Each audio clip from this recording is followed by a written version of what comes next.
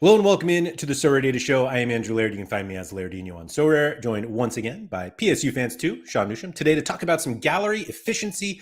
Sean, we've talked about this before, but we did not talk about it in respect to the new gameplay and particularly multi-entry. And I'm trying to also pull in a little bit of what I talked about on Friday's show about this absurd idea that I have that I don't think I'm actually going to do. And I specifically said, I believe, on the show that I was not going to talk to you about it. And here I am, possibly talking to you about it. That's all. Thanks, everyone, for coming in. What's that? I said, look at that. Yeah. Carol, first, really? Yes, you were first. Mike Baston, going to catch later, but we'll be out playing seniors five-a-side with mates, stealing a podium nonetheless. And Toby joins them on the podium. Well done, Mike. And hello to future Mike. Sora Juju, that's right. You were close. Kev Hurd, what's up? Henry, Ian, appreciate you guys coming in. ZM Star, the most efficient play for your gallery is to keep cutting it until you delete your account. Can't really argue at this point. Can't argue. Nope, cannot argue. Simo, how you doing? Roberto, appreciate you here. Surface, Yohanatin, Skosmo, Sapsi, Rascal Misaki, Henry. There we go, right on time, right? And yeah, oh wait, hold on. I missed some. Stefan, David, and Boyd finally caught the live on time. I think we were on time as well. So Boyd, thanks for coming in. So Agent Cooper says, penguins, puffins, peacocks, pheasants, pelicans, pigeons, parrots. Oh, wait, wrong episode. I've been away for a week and catching up with all of the episodes I missed has messed me up. Up the Villa. Good win for Villa yesterday. Anyway, Sean, gallery efficiency. Let me catch you up on what I was discussing on Friday about this absurd idea that I had. So it's almost like for the sake of efficiency, I had this idea to start running the exact same lineup, either the same lineup 3 times in single scarcity or the same lineup in different scarcities. Was Haber on the show with you, or did he watch your show? Was he like in the chat? Because like I literally got this message from him Friday. Oh, he was not with me on the show, and I don't remember him in the chat. Literally, I got this exact, like, I got a DM from him literally saying this exact thing. So maybe he watched it. If he did, Haber, thanks for watching. I think that the idea ends up being more about, I want to call it like ease of play. I don't want to call it laziness. And it's obviously like extremely risky, meaning like if one goes down, basically the whole pile, the whole house of cards goes down. Yeah. But it does feel like it's closer to the efficient side, but I feel like it's now moving into like the real life time efficiency and not so much the efficiency of the gallery. And so, and like Nanzo said, laziness is not a strategy, which I agree, but there were a few reasons why, like, I think there were a few glaring negatives of the idea. Yeah, by 3 more quads. And well, so I talked about this idea on the show on Friday, and then I have a Pablo Barrera a super rare, and limited. Played them all, and he had an error-led to goal on Friday night and just screwed my 3 favorite lineups the entire weekend. And I'm like, okay, this feels like a sign that I should just shut up and not do this. But I'm curious, like, at what point does efficiency become laziness, or you become too efficient where the reward is not worth the risk? Well, there's some, first of all, I think people have a different opinion, and like Haber used this term, and I think a lot of people share this, but it's not correct. And he said something about how he was going to run the same lineup, but that's not like efficient, or that's not like optimal. But like in reality, the optimal strategy is to run the same lineup, or like the best plays within reason. And I'll give the example from this weekend where everyone got absolutely blitzed by was like what to do. So you don't necessarily have to play all the same players, but typically the strategy is to play the best player. So for example, like for PSV, which like going into the week, if you didn't think PSV was going to obliterate the week, then I don't know what you were looking at because that was going to happen. But like, so there are different players on PSV. Joey Veerman's on PSV. Joey Veerman was probably the most likely person to hit 100 of anybody on the platform this week. Like, if you ask me who is the most likely person to hit 100 on the platform before the game week started, I would have said Joey Veerman. Is Biscagli like 1A or 1B? No, Veerman is more likely to hit it than Biscagli. Biscagli's 2. But so here's the point, right? Veerman. If I'm making a lineup with the PSV stack, I play Veerman. If I'm making another lineup, I play Veerman. If I'm playing another lineup, I play Veerman. But Goose Till is also on PSV. Goose Till fucking sucks. Goose Till, like, it just like dude has no AA. Doesn't matter what Goose Till does, unless he gets like 4 decisives, Goose Till is not gonna get 100. So if I run a PSV stack, I'm not gonna run Goose Till. Or like if I am gonna run Goose Till, maybe I will run 1 Goose Till, not 6 Goose Tills, for example, in the same thing. So if you want to run like all 3 lineups, let's just use rare. I want 6 Joey Veermans, 3 for classic, 3 for in season. And that's like optimal. Then Biscagli is very clearly better than everyone else on their team, right? Yeah. So you run 6 Biscaglis. Obviously that wouldn't have worked this weekend because he was a letdown by sort of. But, and then what you do is like, maybe I want to run one, and then Luke de Jong is by far their best forward. Like, it's not really close, right? Like, he's the best forward on their team. So effectively, like, you want to run all 3 of them. But then what you do for like that 4th spot, that extra spot, because it can be an extra, like maybe you play 1 Serginho Dest, maybe you play 1 Malik Tillman, maybe you play 1 Romaglio, and then you just try to like pair the other parts. And then a big thing Jonathan brings up, and I said this is the actual pro move within this thing. Benitez is not going to be the optimal goalie almost ever because he's going to get you 60 to 65. That's which is fine. Don't get me wrong. Like, I'm totally fine with my goalie putting up 60 to 65, but almost certainly there's going to be goalies out there that put up 75 to 85 plus points that are going to be better than Benitez. So a good way to like break off the monotony of your stack is, let's say I have 6 stacks. Maybe I run Benitez once with a double defender, and then maybe I run a different goalie. Maybe I run a Brad Stuver. Maybe I run a Matt Ryan. Maybe I run a whoever. It is effectively like you just split up your goalies, because that's the variance part where like if Benitez concedes, he's going to be terrible. There's almost no way he's not terrible if he concedes. If he doesn't concede, he is guaranteed for the most part not going to be better than someone else. But people confuse that as like not being optimal playing the same players, when in reality it is optimal. What you're doing is you're just increasing your variance. If Veerman has 100 and you have Veerman in 6 lineups, that's fantastic. If Veerman has an air-led goal, all your lineups are dead. Effectively. So it's funny to me because a lot of people in the chat on Friday did exactly what you did and equated it to running like the same stack over and over. And I actually wasn't even thinking of it as a stack. Like, maybe I was saying I would do like a goalkeeper defender, but it would be like 5, let's call it 4, maybe it's 3 different teams represented. Like, it wasn't necessarily running the same like club team 5 times, 6 times. Yeah. Same. It was just like, yeah, if I had like someone different and running that group. And I think it also got a little confusing. I discussed it with Gator Guy a little bit because he watched the show and he was just like, the equivalent is basically a DFS that like you run one lineup everywhere. Yeah. And like that. And so if it hits, it hits. And if it doesn't, it doesn't. But so it's kind of like that idea. And it's not necessarily me saying like, these are the 5 players that I have 6 copies of. Like, obviously you need lots of them so that you can actually make the best lineup every week and then run it in different scarcities. I think that the conversation is a little different in terms of running it in different scarcities than it is running it in the same scarcity. Like 6 lineups in rare is different than running, 1 in super rare, 1 in rare, and 1 in limited, because just the scores you need in limited is higher than in super rare. So you could have a theoretical optimal lineup in super rare that may not be the optimal one in limited, if that makes sense.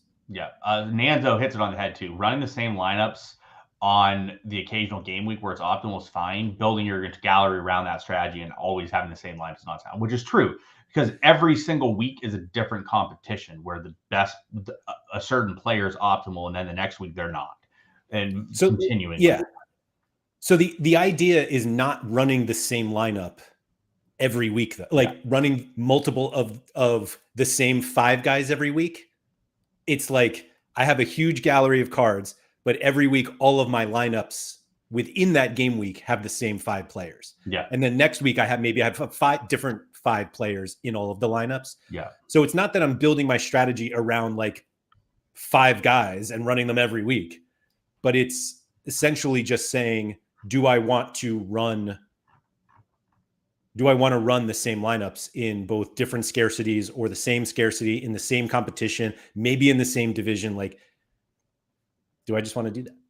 Yeah. So Star Sober is being disrespectful to Brad Stuver right now, Laird. For real. Brad Stuver's got a really nice AA. When he doesn't concede, he puts up some really big scores.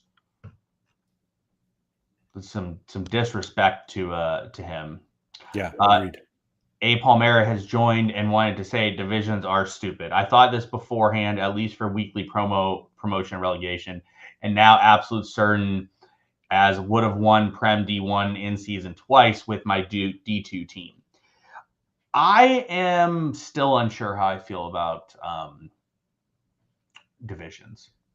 I would think that a team that won D2 would then be in D1.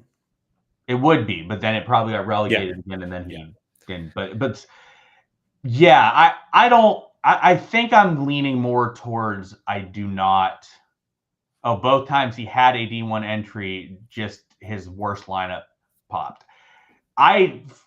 For what it's worth, I tend to dislike the divisions.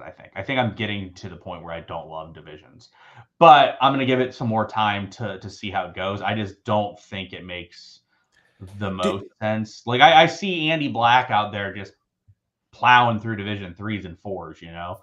But like, do you think it's bad?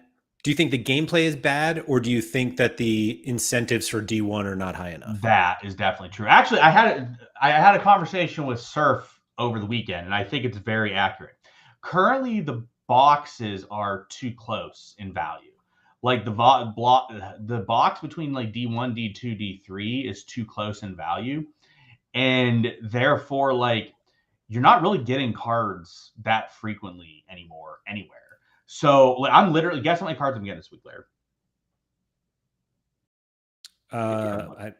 For you, I don't know, 10? 2. You suck. Yeah, I mean, I'm not. GG's, RIP, PSU. I got to be playing these D4s and D5s like Andy Black's playing, and then I'll be able to do it. Yeah. I showed too much ambition this week. I was playing in high levels, but like,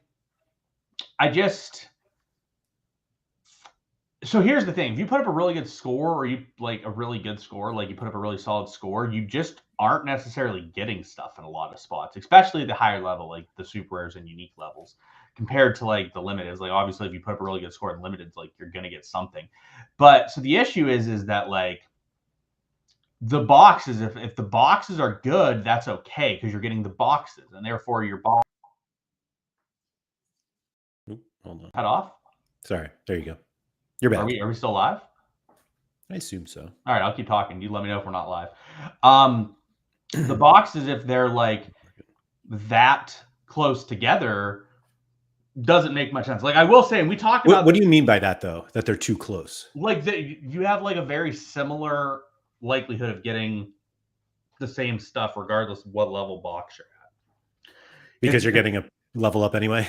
Yeah, like I think so. I'm not going to count the Continental Knights because those boxes were a lot different powered. But I'm 2 for 75 with boxes so far. And let me first state I love them. I'm really enjoying the boxes, even though I've gotten 73 level ups during those boxes. I'm enjoying them. Like I'm really enjoying them. I wish that there was a bit more with the boxes, but. So the issue is that like the current incentive to be in D1 is just not there. And we talked about this before it started. And I think I'm leaning more towards like it is better to be down in the division 3s and 4s than it is to be in the division 1s and 2s, which is not good. I'm not there yet. I need to see this play out longer, but it just seems to me like being in D1 is not where I want to be right now. Totally agree. And that's a really big problem. That's the big problem, yeah. And so that's why I mentioned it on, was it Thursday with Andy? Like if they had some sort of prize for like staying in Division 1, Yeah. for, like stuff like that, but it does feel like the getting promoted to Division 1 feels like a punishment. Yes. Especially because it's really only the people who finish first, second, or third really benefit from being in Division 1, and everyone else is just like there to get killed. Yeah. And so it's just not, I agree with you. It's just not fun. I'm trying to find like what I did this weekend in some of the spots, and then compare it to like other spots. And like again, I get it, but the issue is if the boxes, so Nanzo said box or consolation prize is not a goal. I would like for the boxes to be a bit more of a goal and a reward. And Surf, I saw someone tweet about this. I forget who it was, but I saw you liked it, so you definitely saw it. But like they posted a picture of a box that was being given out during, I don't know what it was for. And I think it was the Liverpool special maybe or something. But like everybody was getting a prize. That's not realistic. Like we cannot have everybody getting a prize. But if you take some of the percentages down from the bottom ends in the D3, D4 boxes and you give higher percentages in the D1s, D2 boxes, that makes those boxes more valuable and makes them more intriguing. I also think so from a super rare perspective, and I know obviously not everyone's playing the super rares, but from a super rare perspective and just in general, I would like to see some ETH be in the boxes. Like you don't have like I'm not expecting to win like a 3 ETH jackpot or something, but Surf actually said he's like that would be super interesting if that happened.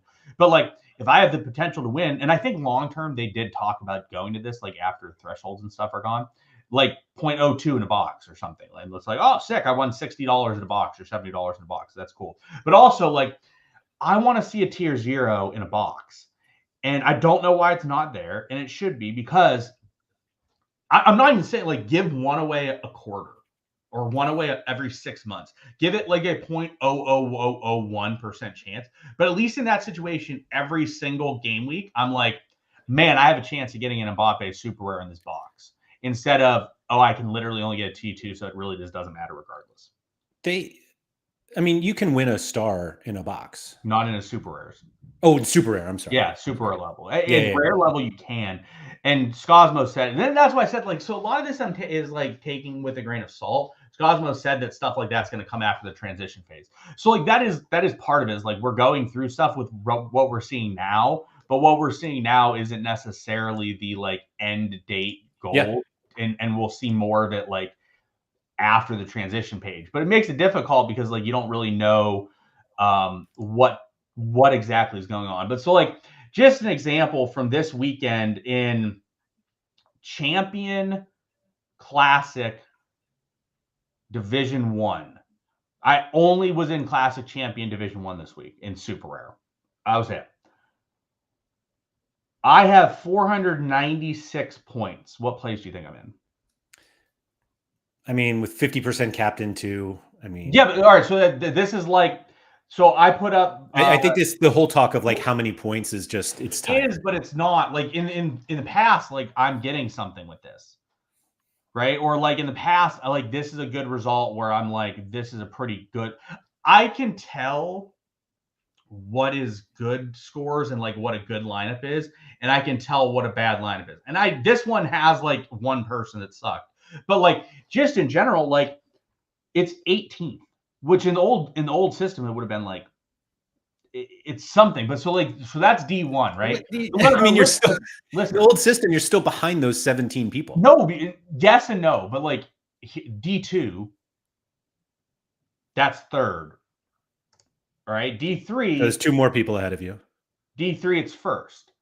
So am I better playing D1 and getting literally not even getting close to anything. I'm not even like in the ballpark of getting something. I'm like, I'm so far behind getting something that it's not even funny. Or do I play D3, take a T2 super rare, get 3 boxes, and move on? And so I mean, that's are you winning something previously in Champion Europe Super Rare if you finish 20th? Yeah, you were. And what are you winning? Like a tier 5 Super Rare? Yeah, something. And No, instead you're winning 3 boxes with a 2% chance of a tier 5, right? Like yeah. that's, Which is, but it's not it even doesn't that. seem Like, all I that mean, different to me. That's all I'm saying. Like, yeah, but if I put up a lot more points, I'm still getting nothing because it's just like it's just I don't think you want to be in the Division Ones, which is an issue. that I think you're right. That like Yeah, you're that's more not of that what you're I'm trying to punished say. for it, but the incentive to be there is just not high enough. No, like so I had 3 lineups in Division 1 and I'm just like I literally can't play a Division 2 or a Division 3 lineup, so it's just like this kind of sucks. Like I don't want to be in Division 1. Like being in Division 1 is just not good, which is like Wait. not You great. can't play Division 2? I literally had all 3 lineups in Division 1. Oh, I'm sorry. I'm sorry. I had no option Yeah. to play Yeah. Sorry a for your lower success. division. What? Yeah. I said sorry for your success. Yeah, like no, but it's true. Like if I had my lineups Yeah. were shit, all of a sudden I'm down in the lower division and maybe I can make something happen. But like it's just it feels like you're playing so many different games, but it works the other way too. Like this could have been like D1 was horrendous and then D2 and D3 are stacked, right? And in that situation, it's just like that's weird too. I don't know. I just don't really love the divisions. I think Pico said one of the saddest hidden brags. It's not a brag. It's not a brag at all. It's shitty because I literally like my champ cards are just there. Yeah. Rikomana says at the rare and limited level, Division 1 scores are lower than Division 2. Yeah, and I think that's going to be permanently the case. I think Division 2 in rare and limited is always going to be better than Division 1 on like the long term because everybody has enough rares that it just sort of like moves you up and down, but like the results are going to be similar week in week out because there's double the people or whatever in Division 2, and long run like those are going to score higher than the guys in Division 1. Yeah. Yeah, and then but this also goes into it, and then Rub brings up the right other point to it, and this is why I don't like it either. Until you kill a game week and you put up a monster score and it's in Division 3 and you get like $200 instead of like $6,000. And it just sort of is like that's the point. Like the carrot in Division 1 is the first place prize.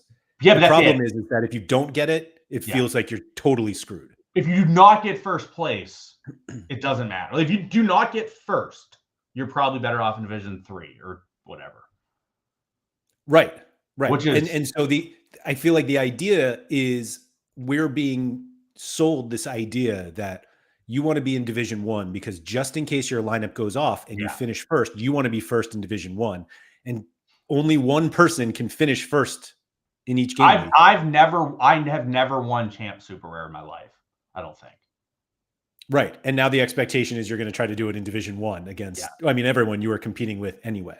Yeah. But I've never won it when it was easier, when like people used their good Super Rares in D1 or in Division 3s. Yeah, Rare Pro. Yeah. So like it's more difficult now, and I've never won it. So like I just don't think the divisions is working great. And then it goes back to the thing of like people are like, well, but this is just for Super Rare. Like it feels like it is working for Rare and Limited. No, it's worse. It's worse for Rare and Limited because like Division 2 is just where the highest scores are typically. But we knew that was going to happen. It's a volume thing. I know, but that's not good. Like where the best scores are winning those divisions, and they just like can't win anything that is high end because they're not in Division 1. No, and I mean, I hate to say it, I bet the difference isn't really that much between Division 1 and Division 2, or excuse me, Division 1 and 2. They're probably similar. But then also like you have whales like literally Andy Black's just pounding D3, D4. I've pounded D3 before. Like it's so then you have the whales just go down, pound D3 out, go back up, and then work their way back down, pound that out again. And it's just like I think we're complaining about both solutions. Like I don't think it's right to say that it's harder to win D2 in Rare when that's what we want. Like we want people you want to play in Division 1 because it's easier to win. Yeah, but the issue is I'd rather be in D3. That's more the issue. You'd probably rather be in D3. You don't want to be in D2. D2 is not where you want to be. for rare. Yeah, like you even super early, you probably don't I think want the to be super rare. I think the super rare issues are different. Like maybe. I feel like it's like the solution for rare and limited doesn't work for super rare. Like it's a very different game. Pico said, And "Don't you think we still have too small of a sample on scores needed?" I think the 2 weekends. Yeah, that's why. Like, let me throw this out there. Everything's with a grain of salt right now. I'm giving it time. I'm going to give it a while. I'm just giving my feedback from what I'm seeing right now. Regardless of all the scoring and all of the results and stuff, I don't. I'll give another example.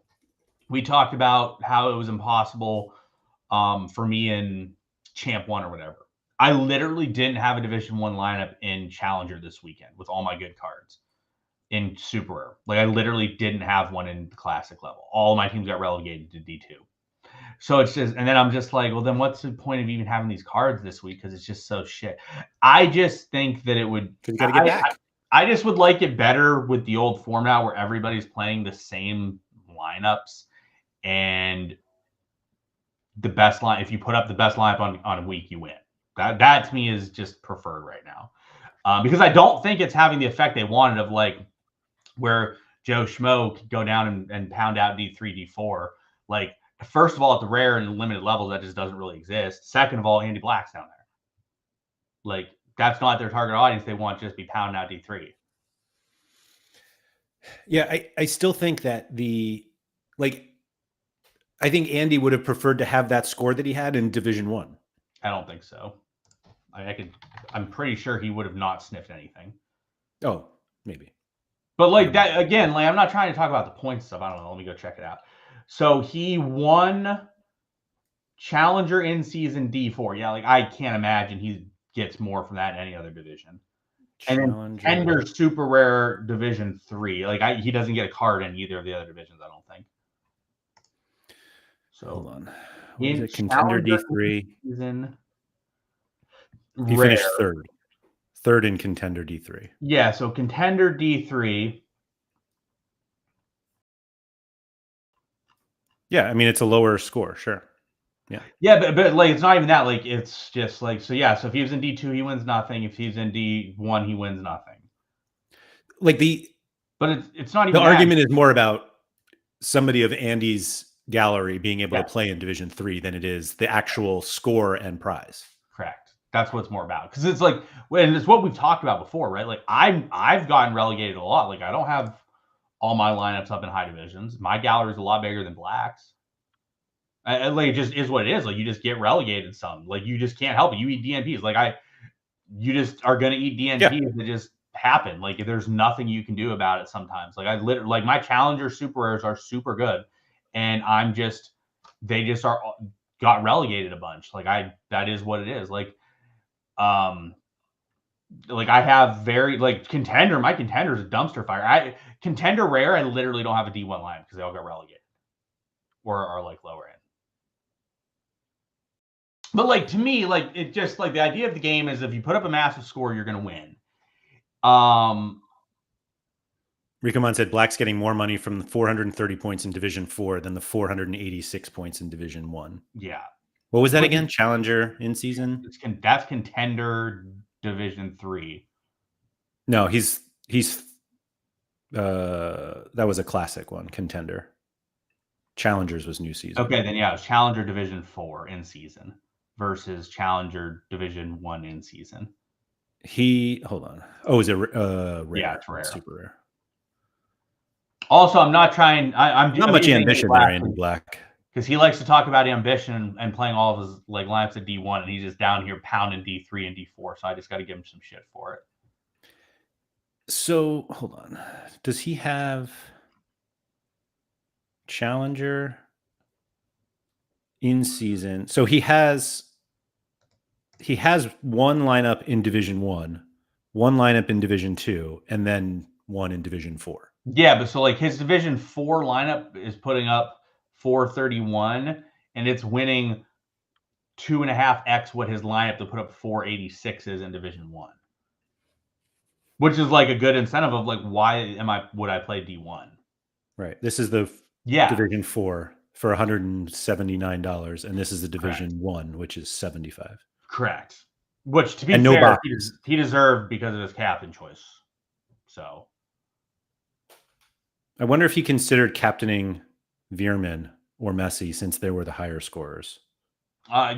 clearly not. Clearly, he Yeah, I went guess not. for the guy that didn't score the most points. I gave him a tip though. I let him know that in the future, if you have the guy that's like the best play of the entire weekend, period, on the platform, you should probably captain him if he's in a lineup. I let him know so like for the future he can like implement that into his strategic decisions. Are you sure that's not that's not like lazy Sorare play? No, I think captaining the guy that's the most likely to score the most points is typically going to be a good strategy. Okay. But yeah, so like I'm We not. give out so much on this show.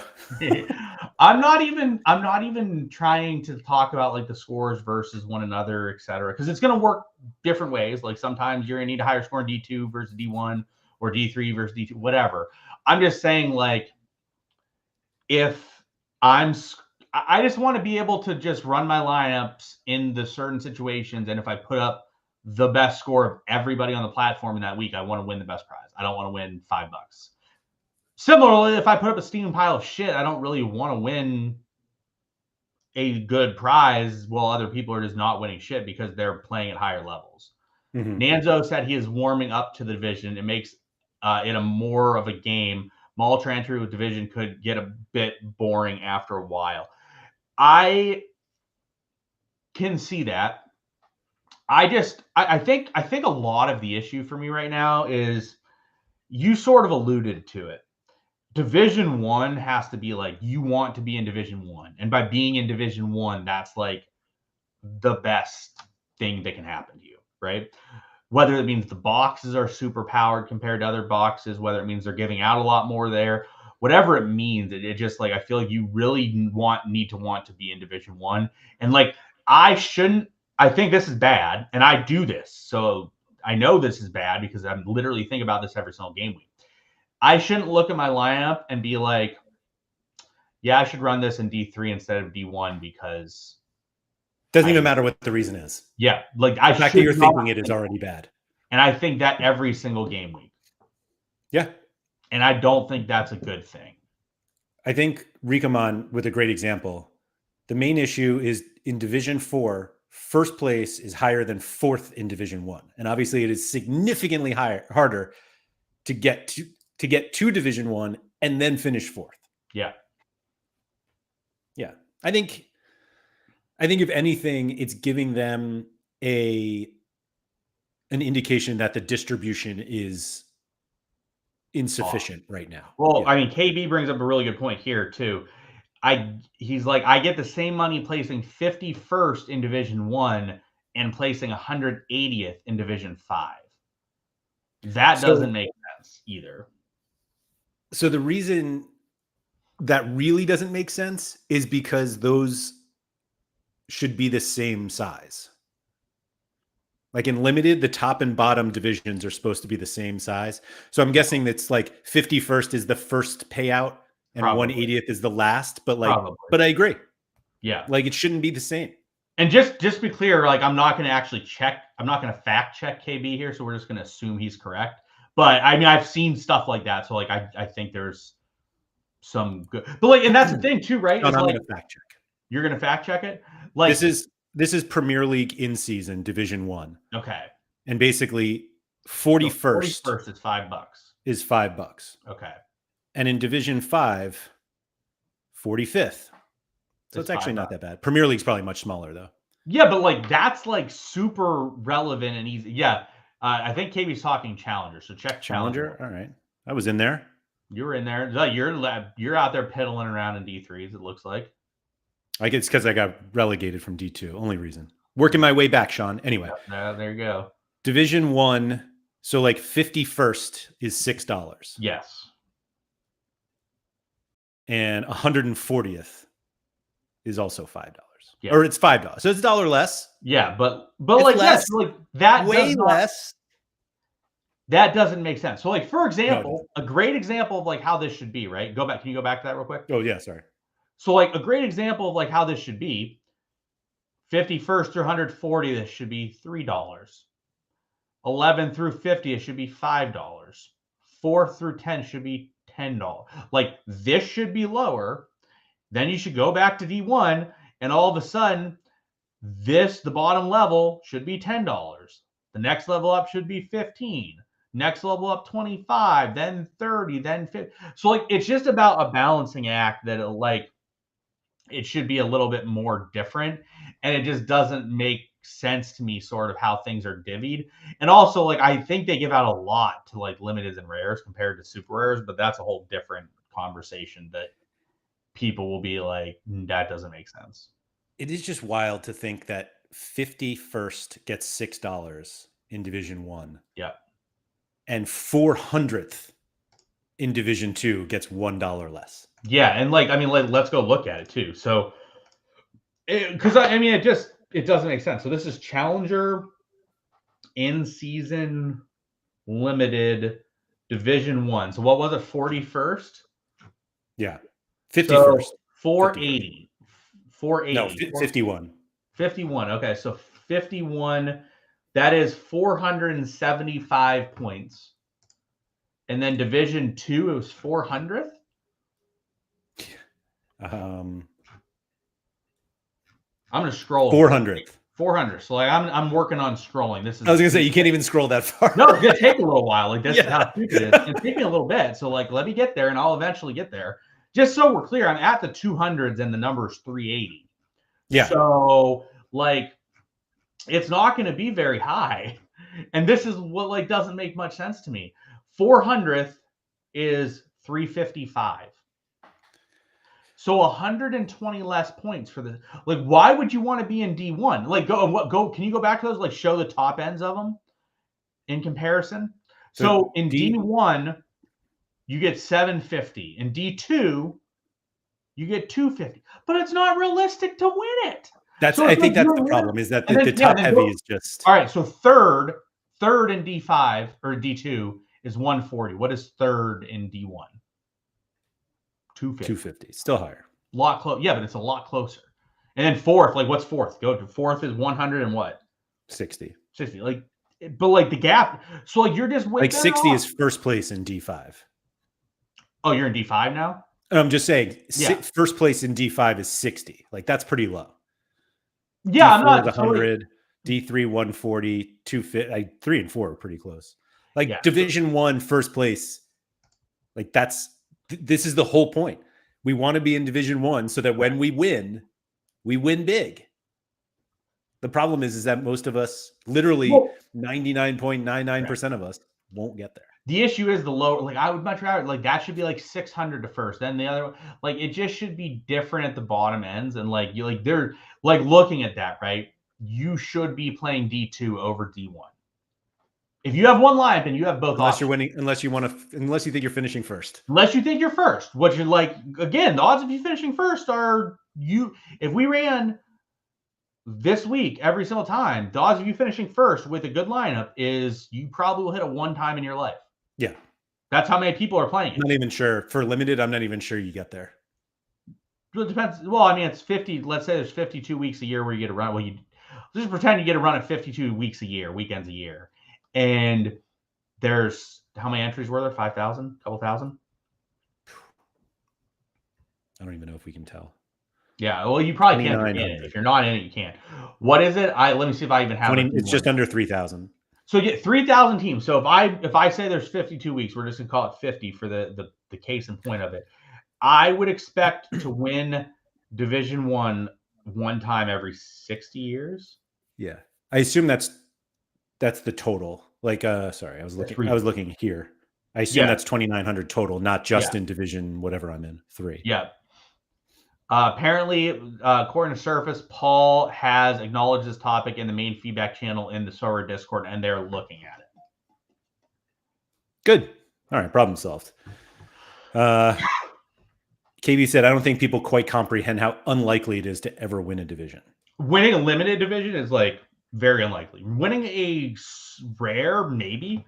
Johansson, winning first place in limited is the hardest thing to do on Sorare. I don't have a podium in limited. Granted, my limited gallery is not the best, but it's got decent cards that people would be like, those are good cards. Yeah. I won a podium and sold out. I won the game, so I just got rid of all my limiteds. Yeah. Didn't want to keep winning. So it's just like it's a DJ thing says where, that's only my 2,900 just in my division. yeah, it's just division 1. So like, No, this is Division 3. Oh, Division 3, yeah. So like, it's just like, you're just better if you are building a lineup today in Challenger. It's really in anything. You should be entering in Division 2 instead of Division 1 in the end season.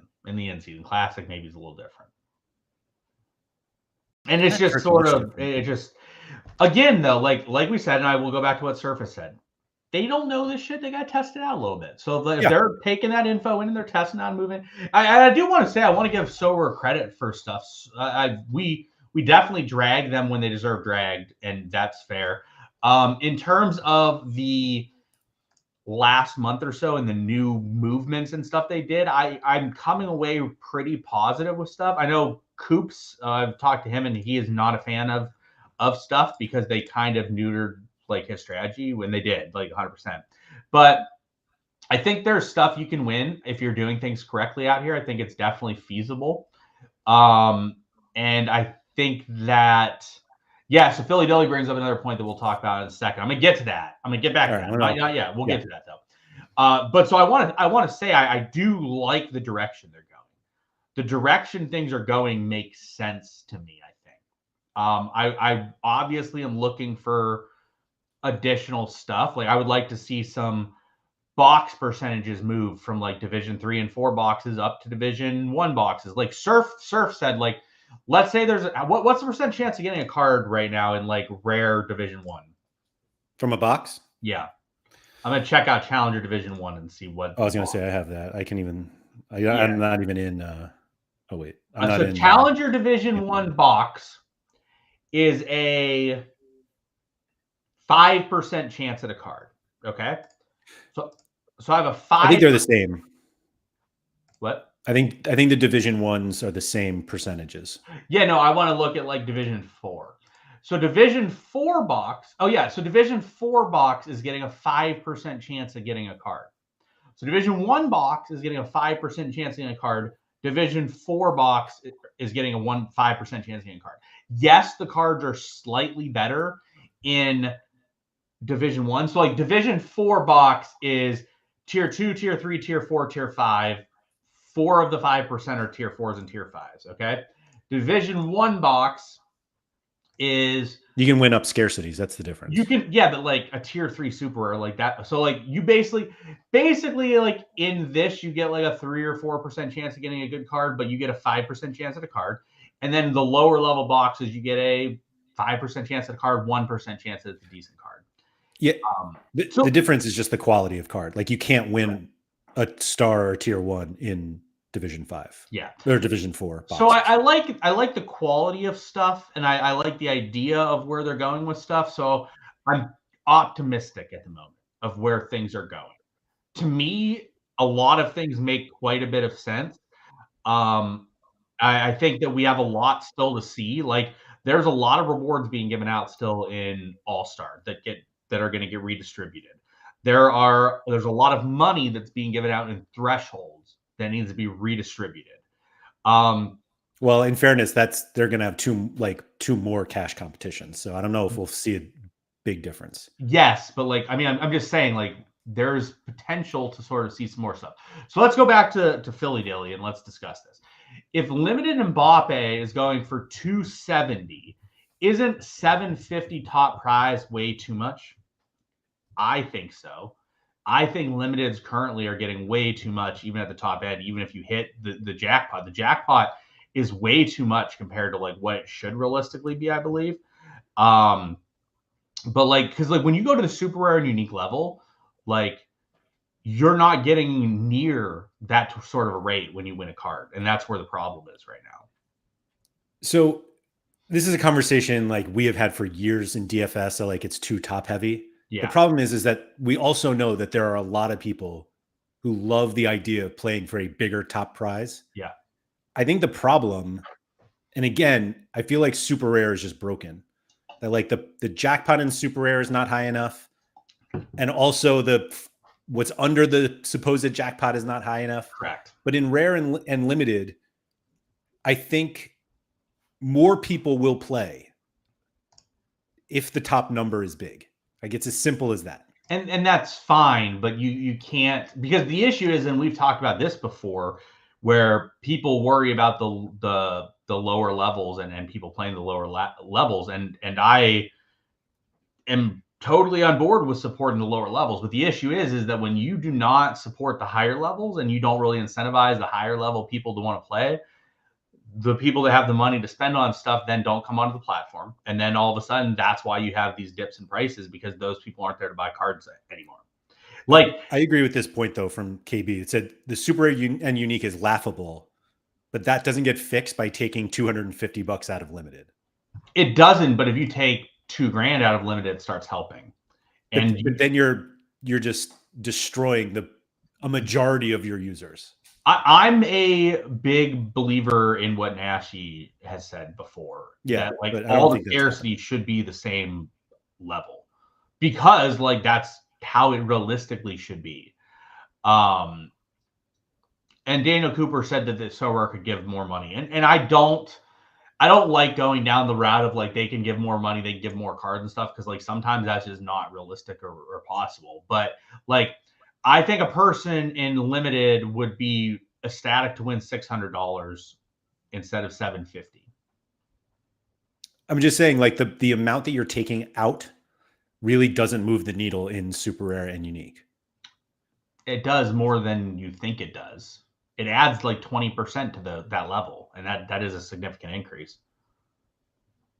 I didn't even I don't enter any. No, I mean, you're not really playing those competitions, but I'm saying, yeah. like, the fact that Sorare, where it is currently, is like alienating people that want to play higher stakes out of like playing any of the lower stakes is not good. Bellama doesn't play lower stakes. AJ doesn't play like the lower levels. Like, a lot of these people just do not.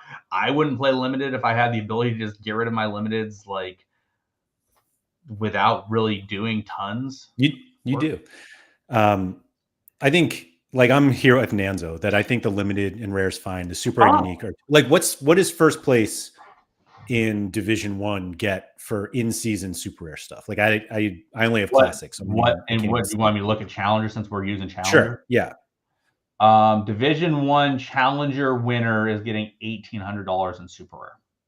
So like, does that, if you change that and now they're getting 2,400, are you plowing more cards in for that? Yeah, that's a pretty big increase. Or like, not even like it pays top 10, all of a sudden you take 2K and you give 2,500 to first, 1,250 to second, 800 to third. You can't take, there's not that much to take from limited. Okay, but I'm not even saying taking from limiteds. But like, here's the thing. All right, so if you're not going to take from limiteds, but super and unique's broken, what are you doing? Because if super and unique is broken, we have what we have now, where the prices are horrendous. Yeah, and Scott, yeah, I would also take a little from rare as well. Yes. Yeah, I kind of assume that too, but yeah, and I understand why they're not doing that. But if the higher levels are not incentivizing, people are not interested in the higher levels, that's not good. Yeah, no, I unfortunately think, and as awful as it sounds, like, I think the solution is not taking away from limited and rare. It's literally just putting more into the others. And that's fine if that's the solution. So Andrew said, feel like this pod doesn't apply to my baby gallery of 29 limiteds, but we'll listen for the inside. So here's the thing, like, I'm never going to talk strictly on limiteds and rares, because that's not my focus with stuff. Also, like, I think there's a lot of content out there that focuses on limiteds and rares, and there's less content that focuses on higher level stuff. And a lot of the time, the strategy we'll talk about is going to be encompassing like a lot of different things. Sometimes the discussions do go to this, and I'm going to give the opinion from the higher scarcities, because I don't think there's really any content out there that does that at all. And that's obviously where I spend most of my time and my interest. But I would even argue that what we talked about earlier, so like, Andrew, if you have 29 limiteds, what we were saying before is that it's probably a hindrance for you, like a punishment, to move up to D1. Yes. Yeah. So like, we did discuss like, you are exactly, and Granted, I don't know what the 29 cards look like. Maybe it's, a Bayern stack and Mbappe's and all those. But that's why we had to talk about the distribution, is that you are probably better off with a smaller gallery playing in the lower divisions right now.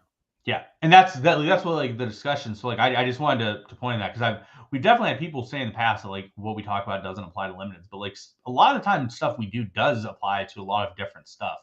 Because yeah, like that, you especially like in the limited levels, like if you're playing limiteds and you're playing D1 and you have the ability to play D2, D3, you shouldn't be. And so I think that's the big point of the big takeaway for people that are watching, is like you should be playing the most optimal division for yourself at a given time. And that division right now is probably not Division 1 at the limited level. Yeah, I think the draw of Division 1 and this jackpot that we keep saying is either too big or too small is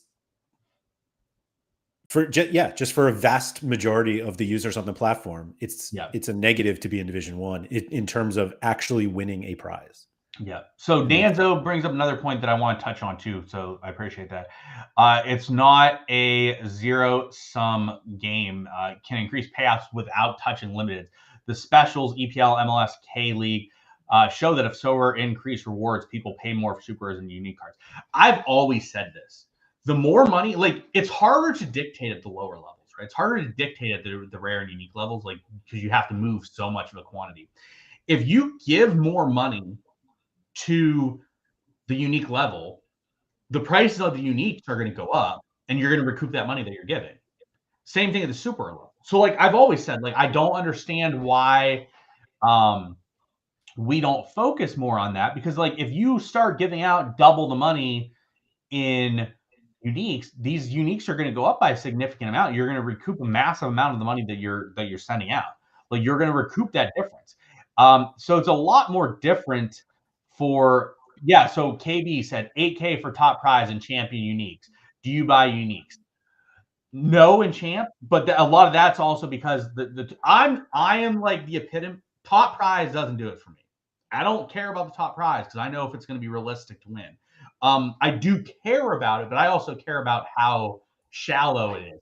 If I look at Champ Europe and they are paying $50,000 the first, $2,000 a second, $1,000 a third, and that's it, I'm not interested in that.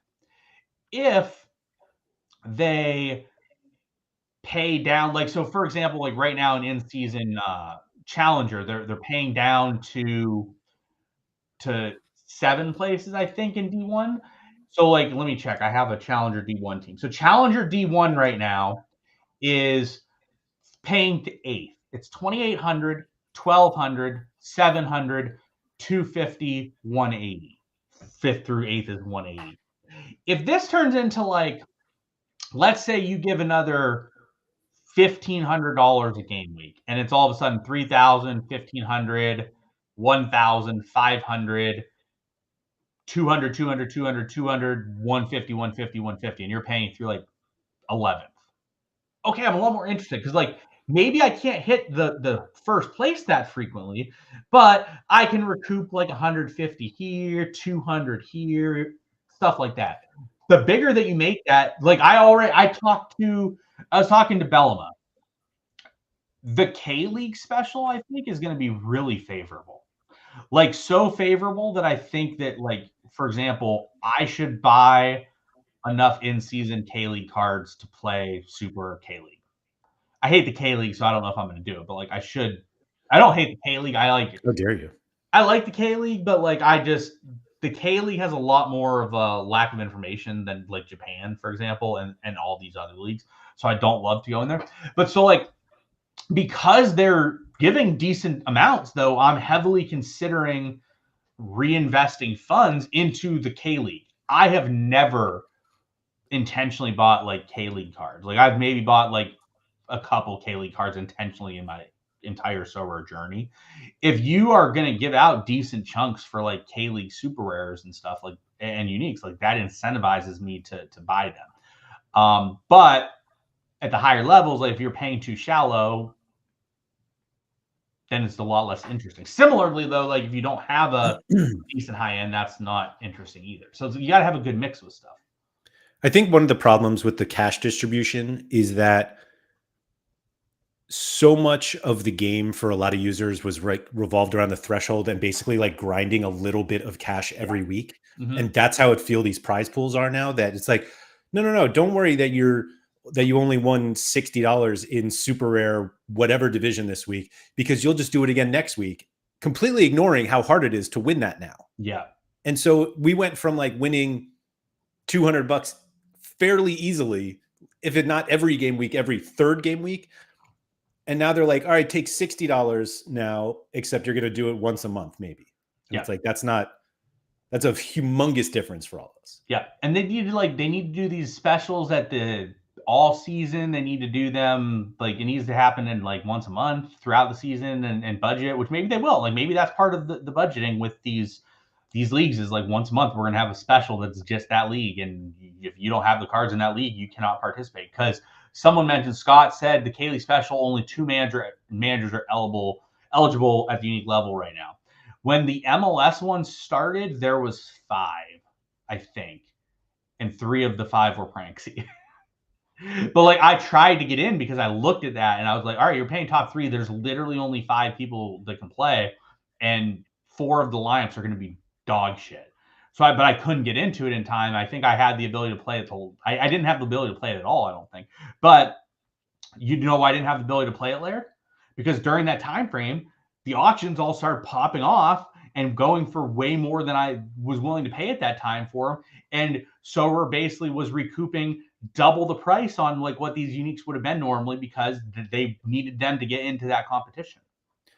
How many K-League uniques do you think they've minted for this season? Yeah, not much. I mean, I look at the uniques all the time. Like it's definitely like minimal. But there's also not many to give. Minimal. What do you consider minimal?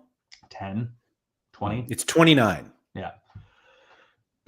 29 and only 2 people can enter. It seems wrong, because unless Nanzo's just cleaning them up, which it does look like he is. Yeah, you know why Nanzo's cleaning them up? Give you make sure nobody else can play. No one else can play. So Nanzo's just going to sit there and he's going to take his 10K a game week in the K-League, and he's not probably spending that much on them. I don't follow the K-League much, but I've never heard of some of these guys. No, I mean, I don't follow the K-League either, but like Nanzo saw it. Nanzo's smart. He's intelligent. I saw it. I just don't have the funds at the unique level to be doing this. And Nanzo knows. Don't you have a key unique? I do have a key unique, but it's not in season. It's a great card. But so like Nanzo knows, he's just like, they're giving away 12K a week or they're giving away like 15K over 3 weeks in unique, and Nanzo's just going to win it. And he probably spent very little. And now he can use those cards in contender the rest of the season in the in-season, and he'll do well. So like but again, like those prices of those cards would have probably went for a lot more if people knew the K-League special was actually going to come. People didn't know the K-League special was going to come when they like started auctioning them. And to be like, in fairness, we knew something was coming. They told us months ago that there would be one. But it's the K-League. I don't know if I can fully buy that on the K-League. I'm not saying it was definitive they were not going to do anything or do something. I'm saying it's the K-League. That's not really the league that I'm like going to trust is going to get support, right? I don't think there's any reason to discredit the K-League itself more than anything else. It's the data provider that is the problem with the K-League. No, but I'm saying like if there's one league that I'm just like, are they really going to give a big special to? Are they going to give like $5,000 to the K-League? Maybe. Are they going to give 100? I didn't know if they'd give 100. But like, so the K-League special isn't that it's 2/3 of what the MLS special is, but there's only 12 teams. So like the competition's a much smaller group of stuff. Like that's like I bought MLS Super for the MLS Super. I think I got like 0.2, 0.3 ETH out of it. So like it was definitely solid. Now I'll use those in season and in the rest of the year. I would assume that the J League one is 100,000 also, and they're almost double the teams. Yeah. So like, but are there 20? Maybe J League's like 125. Is it 20 teams in the J League? J League's 20, Korea's 12. 12, right? Yeah. But so anyways, like, I don't know. I just think there's definitely lots of positives with what I'm seeing. So I'm cautiously optimistic of where we're going.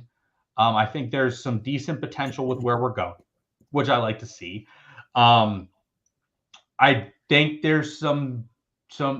I'm just concerned that the things that need tweaked aren't going to get tweaked, and um, if that's going to happen, then so be it.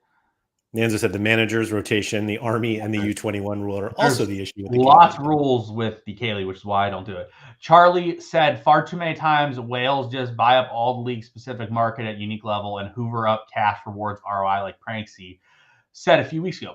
That's not a problem. That's the issue is that like other people aren't going with them. Like the reason other people maybe aren't going with them is because maybe the prize pools aren't strong enough. But also, it's not a problem. If Pranksy wants to spend $50,000 to win $15,000, he deserves to get that. Like, there's no stopping us from doing that. If I wanted to hoover up the K-League auctions, I could do what Nanza just did. So like, I hate when people like think that's a problem, because it's not. Like, that's a good thing that someone is willing to spend to do that. That's a good thing. Like there shouldn't be any negativity towards somebody else like wanting to buy something. Correct. You know what I want? Why do we care? I want more people to want to buy something. Yes, right. Well, Yes. excuse me. That's the key. We just need multiple people to want to buy all of these. Which is, again, like that's why the prize pools are like difficult right now, because like, why the hell are you going to play Champion Unique in season or something, or like Premier League in season, which is like Pranksy's just going to pound it out, and it's so shallow that you're like just never going to win shit. Like the other stuff, like, all right, if I can get like because I can get 4th and 5th sometimes and stuff. I'm not going to win very often, but if I can get 4th and 5th sometimes, maybe that one time a season I do win. And that's like awesome. But I'm not sitting there just looking at like, oh, I'm going to literally win 0 cards for the entire season. Like, where's Scosmo? Scosmo has the Botchin Boys. The Botchin Boys literally got him 0 cards, 150 game weeks. 1 game week it won, though. And that 1 game week was good, but that was still a terrible decision by Scosmo. But anyways, that's a whole different story. Larry, are you going to be piling into the Scottish Premier League special next season? Yeah, I'll get right on that. Yep. So, I mean, they have the whole league. Theoretically, they should do one. You do. They probably will. No, I guess they don't have Rangers, so they don't. I mean, they have a league license. Scosmo said they won himself in Super. They sure did, Scosmo. Yeah. Yeah, I think what is nice, and I talked about this, was that on Friday? Whatever it was, that this is clearly like the transition period is to test things out. Yeah. It does seem like that they are taking constructive feedback and understanding how people are looking at things. And so there could be changes in August for the better. Yeah. So Nanzo, and I do want to touch on this too, because I do think there's a lot of merit to this. The main reason I bought K-League is they are far too cheap for in-season cards. I need someone to play with my Wendell and DeCosta uniques. I agree, and I think there's a lot of spots right now. And I was talking to Gator Guy about this a bit, but like there's 2 things with current prices that don't make much sense to me, I think, right now. The first thing is prices are too low in certain spots for what you can win today. So like, for example, if the next season starts and Rodri's rare is 0.3 ETH, that makes no sense, because you should be able to recoup that over a season based on the prizes that they're giving right now. Now, if Rodri's rare starts next season at 1 ETH, that will be interesting, because that will be the first time we get a chance to see it. But like, so what we saw with the start of the MLS season was MLS cards went kind of bonkers at the start, but then fell off a bit, right? The issue for me is like, I think the MLS cards are too cheap for like what you can realistically get out of them. I think that you can make like a best 5 lineup for like half an ETH. Like, you're going to pay that off over the course of the season. So that's 1. And then 2, based on those being too cheap, I don't think the difference between classic and in season is as drastic as like what it was originally thought could be. I don't think the gap should be like 50%. I think the gap should be like 20, 30% probably, not like 100 or 200% or something. But like, I think based on current price points and prize money that Sorare is giving away, the current prices in pretty much every level are too cheap. Because I think you're going to be able to recoup it pretty. Like, you can make a limited lineup and run it in D4, D5 for like $10. Like, it takes you 1 week to get that, like half that back, like what we just saw. It's not quite that low, but yes. Yeah. Goalies are still the problem. Well, yeah, but like even then, like you can get non-expensive goalies, and you can buy a non-in-season card for a goalie. Surface asks, why do you think users are flocking to cards more with current prize pool, and we're not seeing higher prices? I don't know why we're not seeing higher prices and stuff as a whole. But I think a lot of it's just to do with uncertainty and users being constantly burned, I guess I will say. I think a lot of it is it's end of season. Yeah, but like it's still like the prices on stuff just doesn't matter. But like, so I was talking to Bellama, and Bellama, as we all know, like likes stuff frequently. Bellama is a very big proponent of a lot of things. And I talked to Bellama, and I said, I'm like, the issue with Bellama's like, I don't understand the price of this stuff. It should be more expensive. And I'm like, I agree. I'm like, the issue is if Bellama thinks this and everybody else on the platform thinks the opposite, it doesn't really matter if Bellama is right or not right, because perception of like what is going on is the reality of the situation. So I think a lot of people are just super negative still. There's just a lot of negativity out there. People don't trust the team very much for a lot of reasons. Like there's a lot of reasons why trust has been burned over the last few years. But to me, what I've seen over the last 3 months has been seemingly positive trends, right? Seemingly makes sense to me. And I don't like, I feel like this is the longest stretch in 2 years where I haven't been like, holy shit, that's bad. Right? We're at like 4 months. We're like the divisions. Like I said, I think I don't love divisions, but I'm not certain I don't love divisions, and I'm not going to say divisions are good or bad right now because I don't think that's the case. And even if they're bad or good, like either way, it's still up in the air to me, which means it wasn't like clearly bad. So like to me, some of the stuff that's going on right now is like logical. Which, like, when was the last time you thought something was absolutely asinine?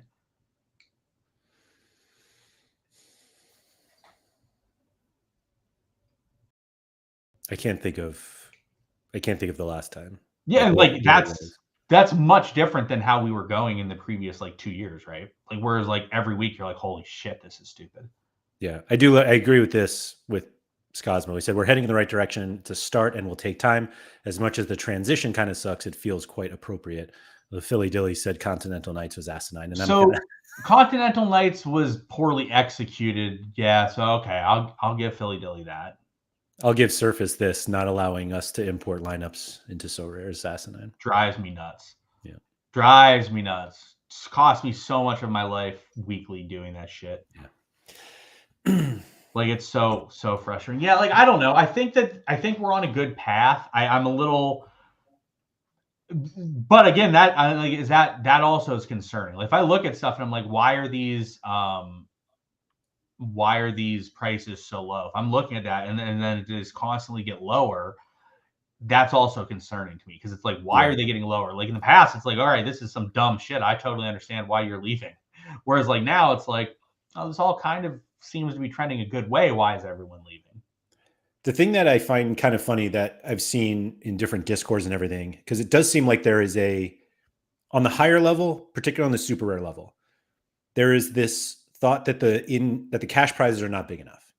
And so people are like, because of the prices of in-season cards versus the prizes available, I'm just going to play classic.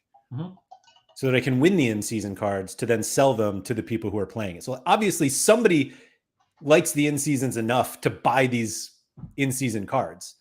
I think, but it seems like there are people who are passionately on both sides. We're like, oh, I kind of like the in-season, and other people are like, no, just play classic. Like, no, classic is so like classic. The overall prize pool in classic is better, but you get a lot more of the access to the prize pool in season. So like for example, like I think the prize pool is like 60% classic, 40% in season, but like the competition is 40% or 4x higher in classic than it is in season. So like even though the prize pool is smaller, you have more access to it in the in season. But like I think with I do think the in season prizing is not high enough to like excite someone, but it's also at a point where like from a cost perspective, it just doesn't. It's still too cheap with what stuff is. Right. There's a clearer path at these prices to getting that money back than. And I know a lot of people that are like, I'm not going to play in season. I'm going to play classic. And I think that's like really bad because I think I think the most value right now is in season. I actually think they did a good job. Whereas I think they did a good job in that like classic is still really good and in season is better, but it's not like, oh my God, that's so much better. Classic is dog shit. It's like, okay, these are both pretty solid. But then then it's like, okay, these in-season cards are too low, but then the classic cards are like half the price of those. It's like it doesn't make sense from a financial. I don't think I didn't really buy. I bought some cards, but I didn't buy tons of cards for 6 months. I would say like fall into before the announcement, I didn't buy cards, and I thought it was like ridiculous. People were buying cards. I like Haber would be like, "Yeah, I think I'm gonna buy this." I'm like, "Why are you buying a card? That makes no sense." And then Gator guy would be like, "I'm gonna buy this card." I'm like, "Why are you buying this card? They're gonna have an announcement in like weeks, probably or months, that's gonna like change shit." It's like, and because we all like, I feel like their announcement and like the gameplay change the actual announcement that it was happening was the worst kept secret in Sorare history. What actually changed was decent because like nobody knew exactly what was going to change. It seemed like everyone knew there was an announcement coming. It was just a matter of like what will the announcement be. But the last 2 months, I think it's been pretty reasonable times to buy cards, and I think that like even going into the off season, I think it's a pretty decent time to buy cards. Or like we're screwed. Like that's the other alternative. Like we're screwed. If we're not screwed, then it's a good time to buy cards right now, I think, because the prices are relatively low based on what they're giving away. And what they're giving away, if that is consistent and or goes up, like the pricing on stuff just doesn't really make sense where it's at currently. It's too low. Yeah. No, I agree. So like you have two options right now. Either we're fucked or pricing is too low. I don't really see another option on that line right now. Like in the past, I've thought a lot of different options were possible. Manzo said multi-entry and in-season rules makes it logical to buy. However, Correct. confidence in the product is the issue. And that goes back to the whole distrust in the team and stuff. And like I said, like I think they have built up a lot of distrust. And that is unfortunate. But it's the reality we're in right now where a lot of people have grown negative about them. Like you and I, like I said, we talked about it earlier. Like we've dragged them a lot, but we give them their credit when it's due. But there was a lot of negativity built up for a lot of people, and that still is the case today.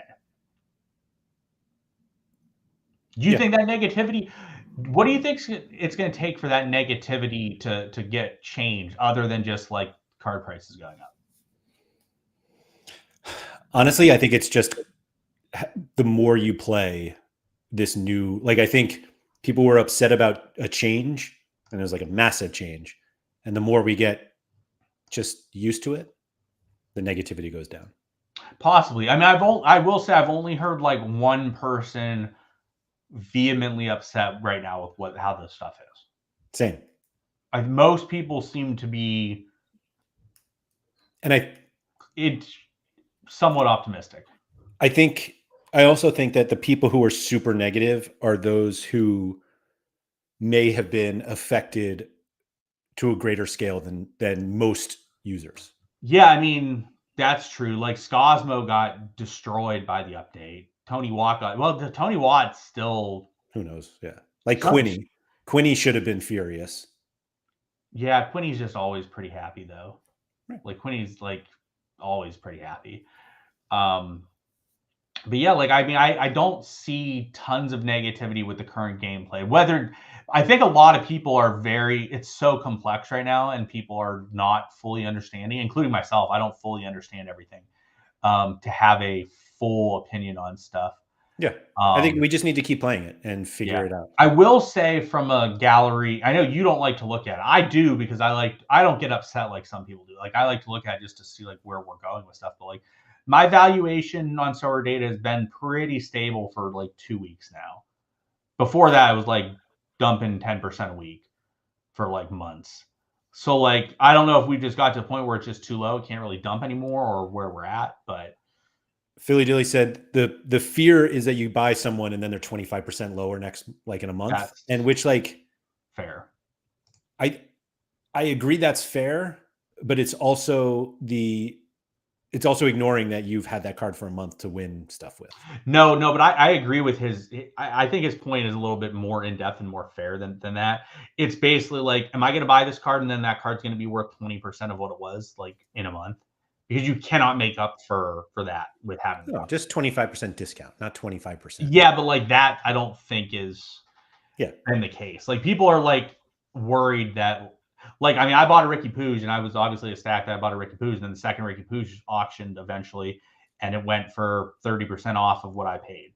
And I think a lot of people are concerned about that. I mean, you have a lot of rares that like were going for shitloads at the start of the MLS season. I thought that was terrible. Well, but again, they had significantly more utility because of that competition. Like, let's not ignore that. Like, the reason those card prices were so high is because you could win more things with them.